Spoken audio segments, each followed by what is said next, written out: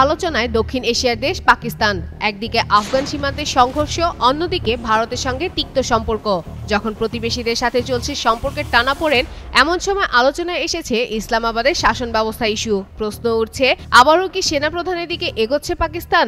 দেশটির শাসন ব্যবস্থা কি সত্যি পরিবর্তনের মুখে?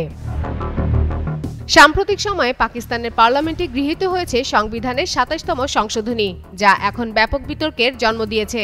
এই সংশোধনীর মাধ্যমে সেনাপ্রধান ফিল্ড মার্শাল আসিফ মুনিরকে দেশের প্রথম প্রতিরক্ষা প্রধান হিসেবে নিয়োগের পথ খুলে দিয়েছে সরকার।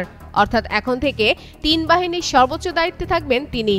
এ নিয়ে বিশেষজ্ঞদের মতে এটি হতে যাচ্ছে পাকিস্তানের গণতন্ত্রের জন্য বড় ধাক্কা, কারণ এতে সেনাবাহিনী আরও প্রাতিষ্ঠানিকভাবে রাজনীতিতে প্রভাব বিস্তার করতে পারবে।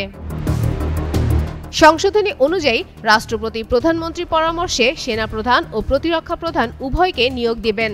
একই সঙ্গে সেনাপ্রধান জাতীয় কৌশলগত কমান্ডের প্রধান নিয়োগেও চূড়ান্ত সিদ্ধান্ত নেবেন। তবে সবচেয়ে বিতর্কিত বিষয়টি হলো, এই পদে নিয়োজিত ব্যক্তি আজীবন দায় মুক্তি ও বিশেষ সুবিধা পাবেন, যা কার্যত তাকে দেশের রাজনৈতিক ব্যবস্থার ঊর্ধ্বে তুলে দিচ্ছে।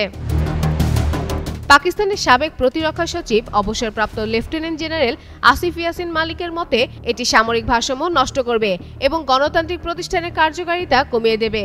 তার ভাষায়, এই সংশোধনী কোনো প্রাতিষ্ঠানিক সংস্কার নয়, বরং নির্দিষ্ট এক ব্যক্তির ক্ষমতা টিকিয়ে রাখার কৌশল।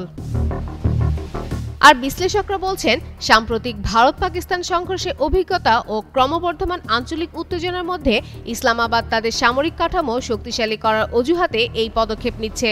তবে এর পিছনে গণতান্ত্রিক প্রক্রিয়া দুর্বল হয়ে পড়ছে বলেই শঙ্কা বাড়ছে।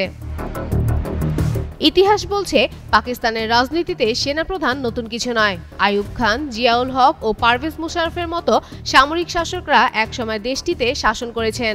এখন ২০২৫ সালে এসে আবারও একই দৃশ্যপটের ইঙ্গিত দিচ্ছে ইসলামাবাদ, যেখানে গণতন্ত্রের চেয়ে শক্তিশালী হয়ে উঠবে সেনাবাহিনী। ফাতেমা ফাতেহ জান, যুগান্তর নিউজ।